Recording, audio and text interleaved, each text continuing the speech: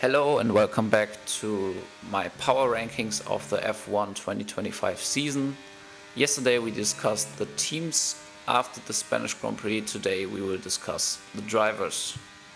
In P20 we have Franco Colapinto, who had a technical issue in Q1 in Spain, which introduced his mediocre race result with the Q1 exit. He also crashed in the Imola quali and was too slow in Monaco. So far he has no upgrade to do after the drivers change, but in his defense his car is also not particularly fast, but yeah, his teammates scored points in Spain, so I think there's improvement for Franco Colapinto coming. In P19 we have Gabriel Bortoleto, who lost one place compared to the last rankings we had. He is quick, but so far he's not scoring points, but I think his quali pace compared to Nico Hülkenberg is quite impressive. I think with the P12 in Spain he was also decent in the race. Got a bit screwed by his team's strategy. He did a mistake in Monaco after a good overtake on Kimi Antonelli. Also, I think Antonelli didn't leave him much space. What he's missing so far is kind of complete weekends where he's having a good qualifying and a good race with no issues. And I think so far he's still having a solid rookie campaign. Maybe not that impressive as other drivers because he also doesn't have the car, but he's on a good way. P18 we have Liam Lawson, who gained one place compared to last rankings. Finally scored points in Monaco. Played the team game to perfection with Isaac Hadjar there and secured the double points finish. He also had a decent weekend again in Spain. Got a bit unlucky with some incidents he got involved in and with the strategy, and finally got P11. But all in all, he's still clearly overshadowed by his less experienced rookie teammate, so I need Lawson still to pick up some more points. P17 we have Lance Stroll, who probably even is not driving the next weekend. He also lost 2 places compared to the last rankings. Had a shocking triple header, or in his case a double header, because he didn't compete in Spain because of his wrist. To start with, I wish him a speedy recovery. Let's see if he makes it to his home race. At least he didn't crash in the triple header, but all in all he was not fast enough. And speaking of not fast enough, in P16 we have Yuki Tsunoda. Also lost 2 places compared to last rankings. Had a bad triple header, only scored 1 point in Imola, had bad qualies in all 3 races. I think few P20s were there. So he has the same issues like Perez and Lawson had before him. Maybe not that extreme as Lawson, but also not as good as Perez, we have to say at this point. But hopefully he gets a bit more time, and in my opinion Red Bull should drive with Verstappen in the Red Bull and 3 V-Carbs. In P15 we have Pierre Gasly, also lost 2 places compared to last rankings. He crashed with Tsunoda in Monaco, which was kind of his fault. Possibly he had a bit of brake issues as well. But after this he scored some good points in Spain. The Alpine is probably the slowest car on many tracks right now, but at least it seems to have good tyre wear because his good results came in Bahrain and Spain, where we had a lot of tyre wear. But right now he's not in the course to finish in the top 10 at the end of the season, which many people predicted before, so this is P15 for him. P14 we have Oliver Behrmann. He also lost 2 places compared to the last rankings, and I have to say his start of the season was a bit more impressive. I think his car is also really track dependent. Also had some problems with the FIA in Monaco, Imola and Spain, and I think for him the speed is there. He just needs to have more clean races and then the results will come. In P13 we have, I think the biggest gainer right now is Nico Hülkenberg, who gained 4 places in this rankings compared to the last time, and this is all because of his remarkable P5 finish in Barcelona. As soon as the car is any good he performs, and I think this is what makes a great midfield driver like Nico Hülkenberg.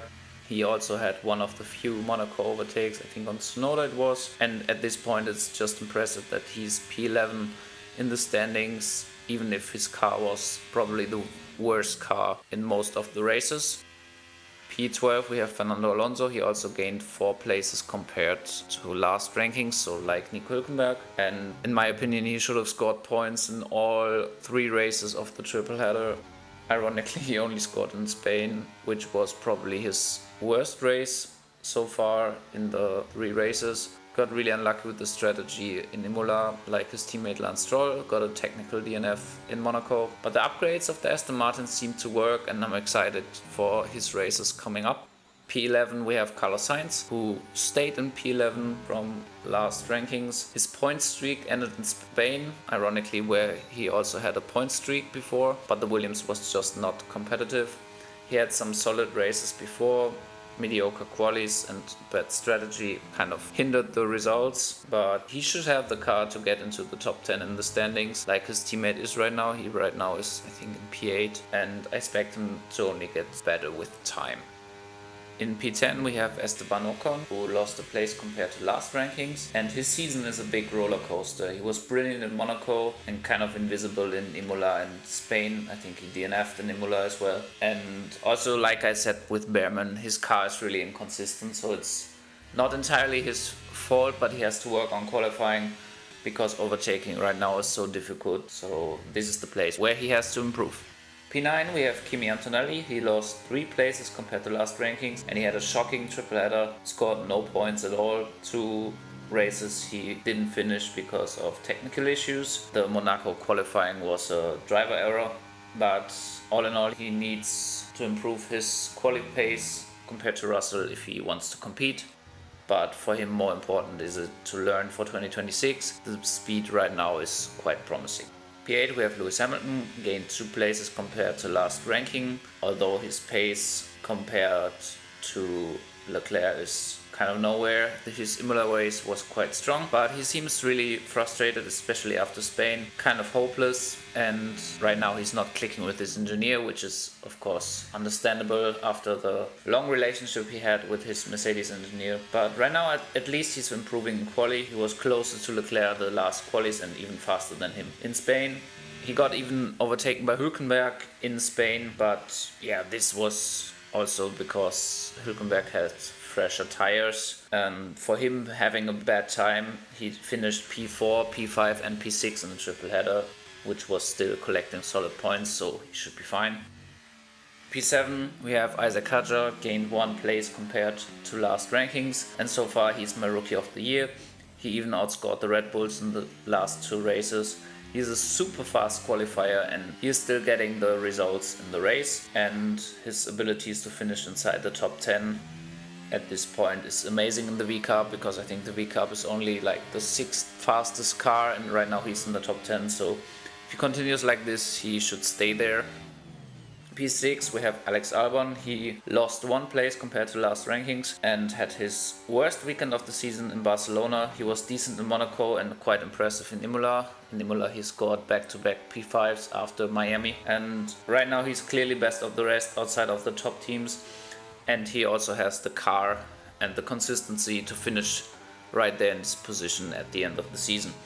P5 we have Charles Leclerc. He gained 2 places compared to the last rankings and he's on a 2 podiums in a row streak, shows strong race pace and is overshadowing Hamilton clearly, and because of this Ferrari is back in P2 in the constructors. Imola was a bit scruffy, but also the timing of the safety car didn't help his race and he still finished P6, so all in all this was also really solid. In P4 we have George Russell, who lost a place compared to last rankings. He showed quite bad race pace in Imola, had technical issues in Monaco in the qualifying, which made points kind of impossible, did an illegal overtake on Albon, what didn't change the end result in the end, even improved it, I think, even though he got a drive-through and was one of the more entertaining things in the Monaco Grand Prix. In Barcelona he was solid again. His overtaking attempt on Verstappen was quite questionable, I think. I think he touched him, so should not get credit for this overtake, but it got him the P4 in the end after how Verstappen responded, so I think it was a solid job. In P3 we have Lando Norris, who gained 1 place compared to the last rankings, and he is the one who scored the most points in the triple header. Finished P2, P1 and P2, and with that many problems he had in the beginning of the season, he's only 10 points behind Piastri, who's leading the championship, so he kind of learned to maximize his points even when he's struggling, and at this point I think he can still turn the championship in his favor, but he needs to of course beat Piastri more than occasionally. P2 we have Max Verstappen, who stayed there compared to last rankings.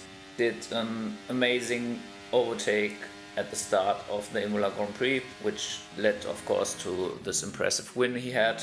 Also, he maximized the points in Monaco. I think with P4 was hoping for a red flag. In this case he would have even won the race probably, but it didn't happen. But Barcelona showed kind of his humanity, maybe also exposed the weakness he has, that he's having a hot head if things are not going his way. In the end, he was right to not let Russell pass in the first place.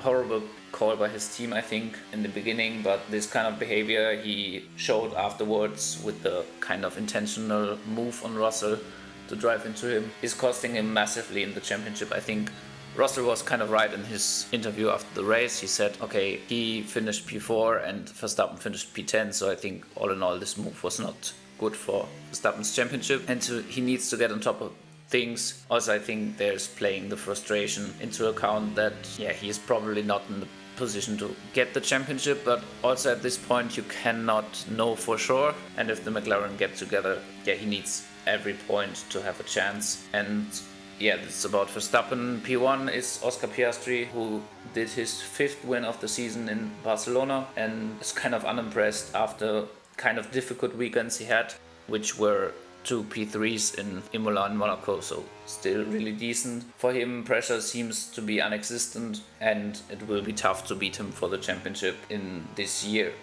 So this was my driver rankings after the Spanish Grand Prix. We will have teams and drivers after Canada, of course, and see you guys then.